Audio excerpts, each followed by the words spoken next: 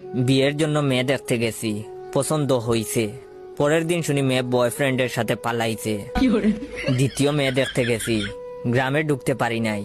মেয়ের বয়ফ্রেন্ড দল বল নিয়া কইল গাড়ি ঘুরাবি নাকি বাংমু। তৃতীয় মেয়ে দেখলাম, বিয়ে প্রায় কনফার্ম, কেনাকাটাও শেষ। বিয়ের আগের দিন মেয়ে ফোন দিয়া কইল বয়ফ্রেন্ডের লগে রাগারাগি করে বিয়েতে হা বলছি, এখন ঝগড়া মিটছে, আমাকে বিয়ে করলে করতে পারেন, তবে আমি চান্স পেলেই বাগবো। চতুর্থ মেয়ের সাথে প্রায় বিয়ে হয়েই গেছে, প্রথম কবুল বলে ফেলেছি। দ্বিতীয়টা বলার আগেই মেয়ের বয়ফ্রেন্ডের অতর্কিত হামলা, লাঠির বাড়ির চুটে গাল অমনেই হা হইয়া আছে, 3 হাত পা ভাঙছে, হাসপাতালে নেওয়ার কেউই ছিল না। পঞ্চম মেয়েকে দেখতে আমাকে হাসপাতালে রেখেই বাপ মা মেয়ে দেখতে গেছে।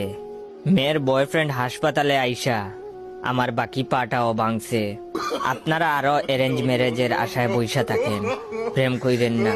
তবে আমি মনে মনে সিদ্ধান্ত নিয়ে ফেলেছি, এই জীবনে আমি আর বিয়ে করব না। তবে আপনারা কমেন্ট করে বলবেন আমি কি ষষ্ঠ মেয়ে দেখতে যাব নাকি এভাবে সিঙ্গেল থাইকা মরবো।